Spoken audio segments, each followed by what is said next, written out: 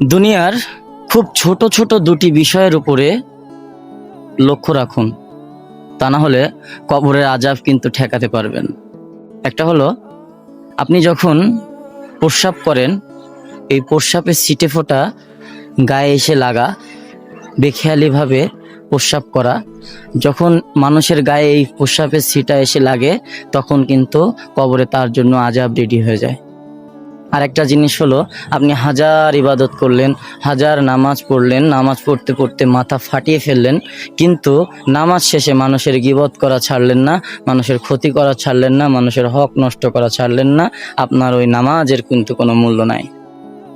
এবং সাথে সাথে কবরের আযাব থেকে আপনাকে কেউ বাঁচাতে পারবে না। তো আজই আমরা ভালো হয়ে যাই, মানুষের মতো মানুষ হয়ে বাঁচি, নিজে বাঁচি, অন্যকে বাঁচতে দিই এবং কবরের আযাব থেকে বাঁচার জন্য সর্বোচ্চ চেষ্টা করি।